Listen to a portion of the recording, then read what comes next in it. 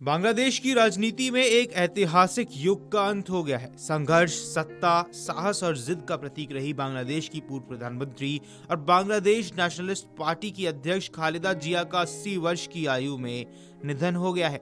उनके निधन की पुष्टि बीएनपी ने सोशल मीडिया प्लेटफॉर्म एक्स पर की है, जहां पार्टी ने बताया कि लंबे समय से चली आ रही गंभीर स्वास्थ्य समस्याओं के कारण उन्होंने अंतिम सांस ली है। खालिदा जिया का निधन केवल एक नेता के जाने की खबर नहीं, बल्कि ये बांग्लादेश की राजनीति के उस दौर का पटाक्षेप है जिसमें सत्ता दो ध्रुवों यानी कि खालिदा जिया और शेख हसीना के इर्द गिर्द घूमती रही।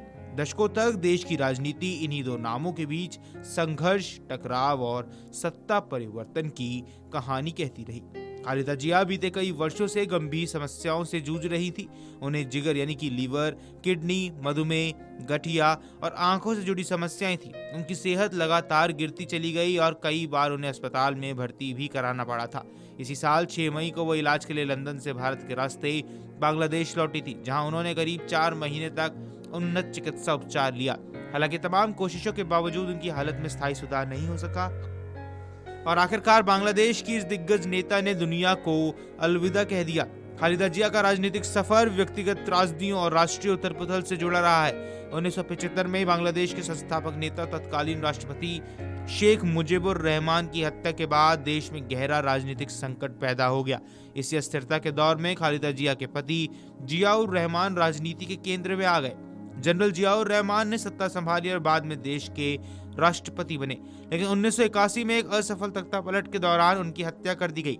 पति की हत्या के बाद खालिदा जिया ने सक्रिय राजनीति में कदम रखा और धीरे धीरे बांग्लादेश की सबसे प्रभावशाली महिला नेताओं में शुमार हो गई। खालिदा जिया 2 बार बांग्लादेश की प्रधानमंत्री रहीं। उनके कार्यकाल में एक ओर जहां लोकतांत्रिक संस्थाओं को मजबूत करने की कोशिशें हुई, वहीं दूसरी ओर उन पर भ्रष्टाचार और सत्ता के दुरुपयोग के आरोप भी लगे। बावजूद इसके उनका जनाधार मजबूत बना रहा और बीएनपी लंबे समय तक देश की मुख्य विपक्षी और सत्तारूढ़ दलों में शामिल रही। उनकी राजनीतिक शैली आक्रामक, स्पष्ट और टकराव वाली मानी जाती थी। शेख हसीना के साथ उनका राजनीतिक संघर्ष केवल नीतियों तक सीमित नहीं रहा, बल्कि व्यक्तिगत और वैचारिक स्तर तक पहुंच गया।